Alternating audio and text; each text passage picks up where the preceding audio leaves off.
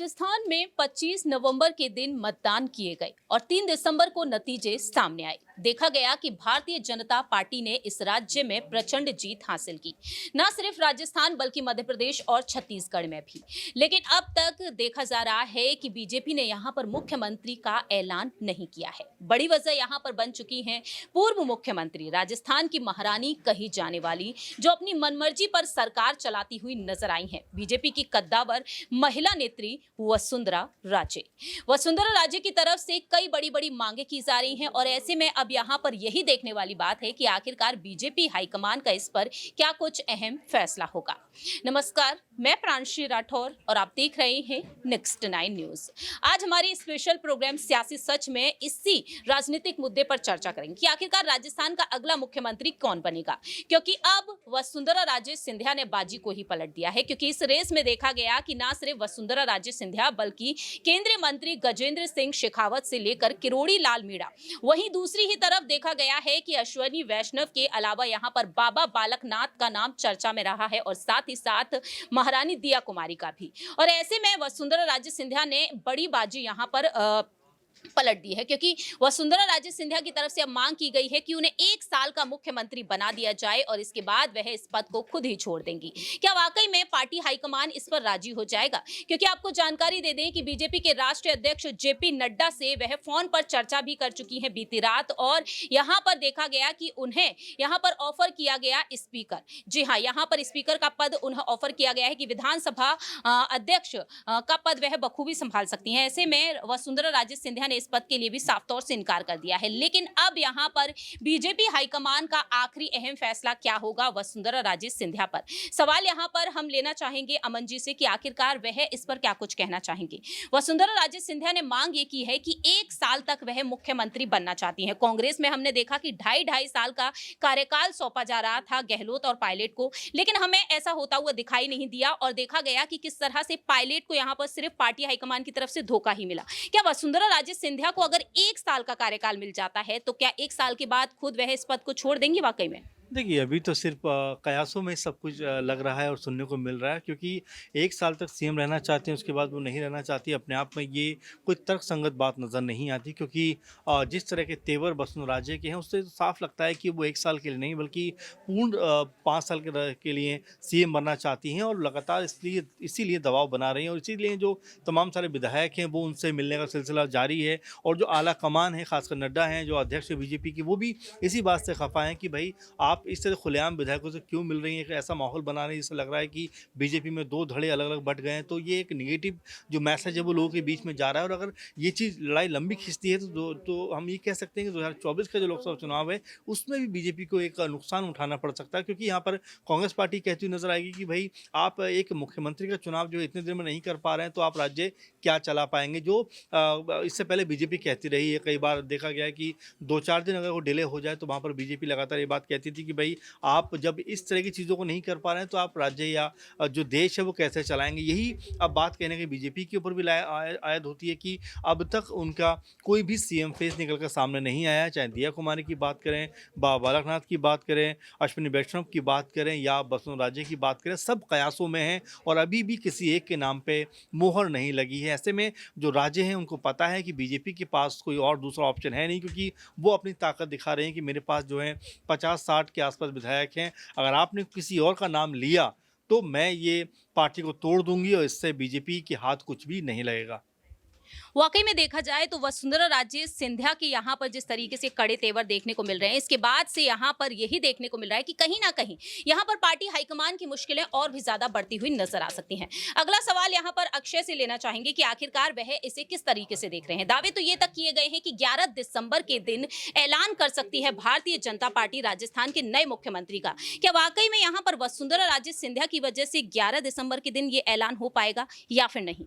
देखिए, संभावना तो इससे बिल्कुल नहीं लग रही है, क्योंकि जिस तरह से सूत्रों के हवाले से ये जानकारी निकल करके सामने आई कि बीती रविवार आज जिस तरह से पार्टी के राष्ट्रीय अध्यक्ष जेपी नड्डा ने फोन कर वसुंधरा राजे को स्पीकर पद देने के लिए भी कहा, लेकिन उसके लिए भी उन्होंने मना कर दिया और 1 साल की बात कही है। अब जब ये देखिए कि वो सामने से ये बात कह रही है कि 5 नहीं तो 1 साल के लिए मुख्यमंत्री दे दो, लेकिन दे दो, तो फिर आखिर वे कैसे मान सकती हैं किसी और दूसरे नाम के लिए? तो जिस तरह से यहाँ पर सवाल है कि क्या आज 11 दिसंबर के दिन मुख्यमंत्री पद का जो नाम है, मुख्यमंत्री पद के लिए जो चयन है बीजेपी की ओर से राजस्थान राजस्थान में। क्या वो हो पाएगा? तो बिल्कुल इसकी संभावना बिल्कुल नहीं है कि वसुंधरा राजे जब तक अपना इस तरह का रुख रखेंगी तब तक इसकी कोई संभावना नहीं है कि राजस्थान में मुख्यमंत्री के लिए कोई एक नाम निकल करके सामने आएगा।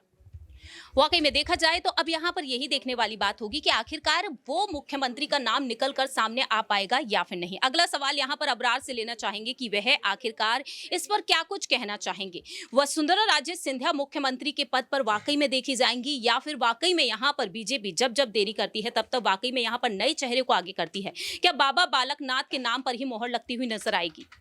देखिए, वसुंधरा राजे पूरी तरीके से यहाँ पर प्रयासरत है कि किसी भी तरीके से जो है वो सीएम पद को हासिल करे।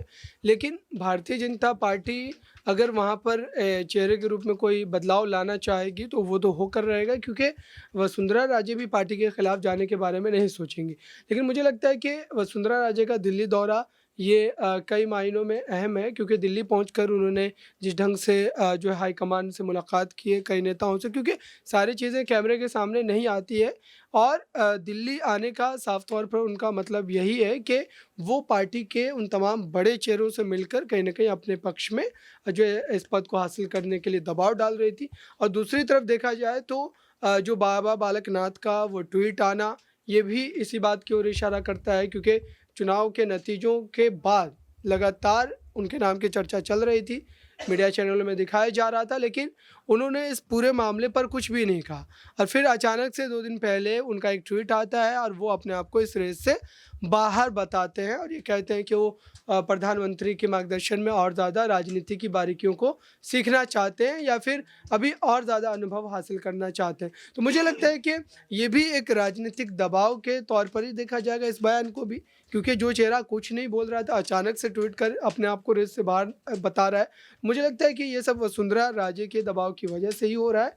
और भारतीय जनता पार्टी अगर उनके चेहरे के अलावा किसी और को मुख्यमंत्री बनाती है तो इसका कहीं ना कहीं जो है भाजपा को नुकसान ज़रूर पहुंचेगा, क्योंकि वसुंधरा राजे की एक अपनी जो है ताकत है, सियासी ताकत है। वो किसी पार्टी में रहे या फिर कांग्रेस में चले जाए, बात बिल्कुल वैसी रहेगी जैसा कि हमने मध्य प्रदेश में देखा। ज्योतिरादित्य सिंधिया का वो भाजपा कांग्रेस में भी उसी तरीके से थे, उसी ताकत के साथ थे, और जो अब भाजपा में चले गए हैं तो बिल्कुल उनकी सियासी ताकत वही है, क्योंकि वो राजघराने से, और जाहिर सी बात है कि उनका एक अपना अलग फैन फॉलोइंग रहता है। तो मुझे लगता है कि वसुंधरा राजे को अगर बीजेपी पीछे धकेलती है तो ये कहीं ना कहीं एक जोखिम भरा फैसला हो सकता है। लेकिन इसका आगामी लोकसभा चुनाव पर कितना बुरा असर पड़ सकता है बीजेपी के लिए? देखिए, भारतीय जनता पार्टी विधानसभा चुनाव जब प्रधानमंत्री के चेहरे पर लड़ रही है तो पक्की बात है कि लोकसभा चुनाव भी वो प्रधानमंत्री के चेहरे पर ही लड़ेंगे, क्योंकि वो प्रधानमंत्री हैं तो जाहिर सी बात लोकसभा चुनाव उनके चेहरे पर ही होगा। तो मुझे लगता है कि भारतीय जनता पार्टी के स्थानीय चेहरे जो होते हैं उनसे कोई खासा फर्क नहीं पड़ता है, जैसा कि मध्य प्रदेश में नहीं पड़ा, जैसा छत्तीसगढ़ में नहीं पड़ा। छत्तीसगढ़ में अगर रमन सिंह की भूमिका होती बड़ी तो उनके खिलाफ पार्टी हाईकमान कभी भी जो है दूसरे चेहरे को मुख्यमंत्री नहीं बनाती। और राजस्थान में भी बिल्कुल मामला वही है, प्रधानमंत्री के चेहरे पर भाजपा को जीत मिली है और भारतीय जनता पार्टी बिल्कुल अपने हिसाब से जो अपने तरीके से किसी भी चेहरे को वहाँ पर मुख्यमंत्री बना सकती है, क्योंकि कोई भी नेता जो स्थानीय नेता है वो ये दावा नहीं कर सकता है कि उनकी वजह से भाजपा को वहाँ पर जो है 100% जीत मिली है। तो लोकसभा चुनाव में मुझे लगता है कि इन सब बातों का उतना कोई खासा असर नहीं पड़ने वाला है, क्योंकि जो बीजेपी के इस समय सियासी स्थिति है वो बेहतर है और भारतीय जनता पार्टी को चाहे राज्य विधानसभा के चुनाव हो या लोकसभा के चुनाव हो, एक ही मामले पर वोट मिलता है, वो राष्ट्रीय मुद्दे होते हैं। तो इन तमाम मुद्दों को देखते हुए ऐसा लगता है कि भाजपा को जो है इस फैसले कोई खासा नुकसान जो है वो लोकसभा चुनाव में नहीं जो है झेलना पड़ेगा। देखिए, फिलहाल तो देखा जाए वसुंधरा राजे सिंधिया के जो कड़े तेवर देखने को मिल रहे हैं उसके बाद से यहाँ पर बीजेपी हाईकमान अब भी सोच विचार में डूबा हुआ है। अगला यहाँ पर सवाल रहेगा राकेश मोहन सिंह जी से कि आखिरकार वह इस पर क्या कुछ कहते हैं। अगर वाकई में बीजेपी हाईकमान इस बड़ी शर्त को मान जाते हैं वसुंधरा राजे सिंधिया की कि 1 साल तक वह मुख्यमंत्री बनेंगी, अगर वह 1 साल तक मुख्यमंत्री बन जाती हैं तो अगले 4 सालों तक मुख्यमंत्री के पद पर कौन देखा जाएगा? ये बेहद बड़ा सवाल उठ रहा है। राकेश मोहन सिंह जी से जानना चाहेंगे कि आखिरकार 4 साल के लिए अब राजस्थान में मुख्यमंत्री किसे बनाया जाएगा यदि वसुंधरा राजे सिंधिया को यहां पर 1 साल के लिए मुख्यमंत्री बनाया जाता है तो? हाँ, जो वसुंधरा राजे को 1 साल के लिए मुख्यमंत्री मुझे नहीं लगता है कि बनाया जाएगा, क्योंकि ये 1 साल का क्या खेल है, वसुंधरा राजे को तो सबसे पहले स्पष्ट कर देना चाहिए। क्या वह 1 साल में पुरानी फाइलें निपटा देना चाहती है? क्या वह 1 साल में अशोक गहलोत की मदद कर देना चाहती है? तमाम तरह के सवाल हैं। सवाल दिल्ली के दिल्ली बीजेपी के मतलब जो केंद्रीय नेतृत्व है, उस पर भी उठ रहे हैं कि आखिर क्यों नहीं बीजेपी ने इस तरह का गणित लगाया कि वसुंधरा राजे जो 2018 से ही बगावती तेवर दिखा रही हैं, उनके गुटबाजी को और जूतम पैजार को दबा दिया जा सके। राजनाथ सिंह पर्यवेक्षक है, लेकिन वह अभी तक उड़ान भर नहीं पाए हैं दिल्ली से। तो तमाम तरह की बातें और जिस तरीके से वसुंधरा राजे अपने अस्तित्व को बचाने के लिए बीजेपी के भीतर ही पीएम मोदी के वर्चस्व को चुनौती दे रही हैं, वो कहीं न कहीं इस बात को दर्शा रहा है कि राजस्थान बीजेपी का आने वाला समय, भले ही सरकार भी बन जाए तो क्या है, टूटने की पूरी संभावनाएं हैं।